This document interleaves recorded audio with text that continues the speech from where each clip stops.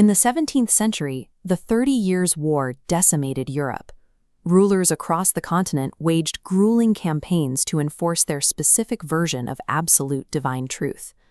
This violence is the logical endpoint of a pure theocracy, a system where a deity is recognized as the supreme ruling authority, providing divine guidance to human intermediaries who manage the state. The structural flaw of this system is geographical. When opposing groups with mutually exclusive absolute faiths claim the exact same territory, compromise becomes a sin, and the conflict devolves into a zero-sum war for physical survival.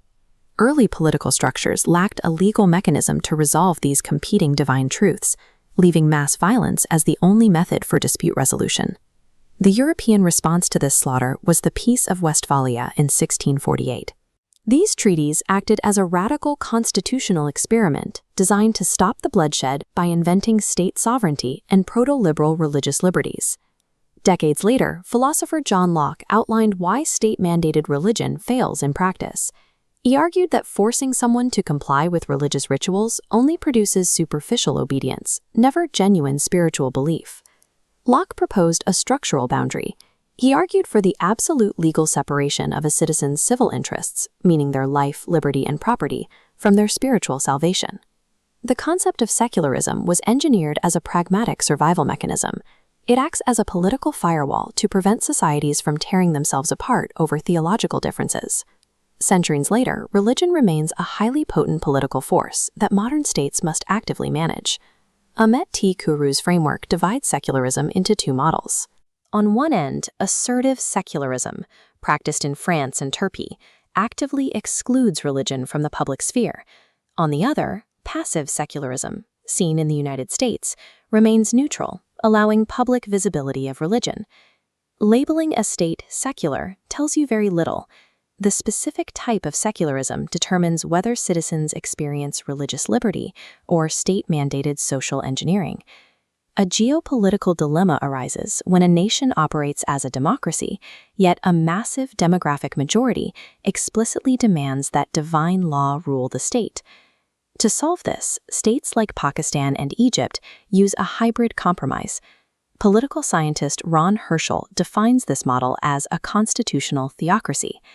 In his review of Herschel's work, Haider Hamoudi notes these states enshrine a specific religion as a primary source of law, satisfying popular demand.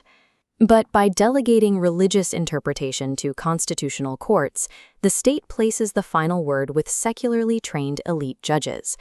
This jurisdictional co-optation allows the state to absorb religious discourse into a modern legal framework, subjecting radical claims to the logic of the judiciary.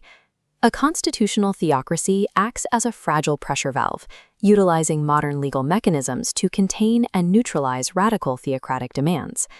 Today, South Asia serves as the front line for the collision between faith and statecraft. This brass monument displays the preamble to the Constitution of India, highlighting a historical commitment to passive secularism designed to protect massive, diverse religious populations under a neutral state umbrella. However, that framework faces mounting pressure from majoritarian movements attempting to legally blur the lines between national identity and the dominant religious faith. Even the most robust democratic frameworks are vulnerable to fracture when religious identity is successfully weaponized for political control. Just to the north, Nepal provides a dramatic counterexample. Until recently, it was the world's last official Hindu kingdom, operating as an ecclesiocracy, a government where religious institutions hold profound influence, with the monarchy claiming divine authority. That absolute rule finally reached a violent and catastrophic breaking point during the devastating Nepalese civil war, culminating in a massive 2006 civilian uprising that demanded an end to divine governance. In a historic 2008 pivot, Nepal abolished its 240-year-old monarchy to become a federal democratic republic. This transfer of ultimate sovereignty pulled power down from the heavens and placed it directly into the hands of Nepali citizens.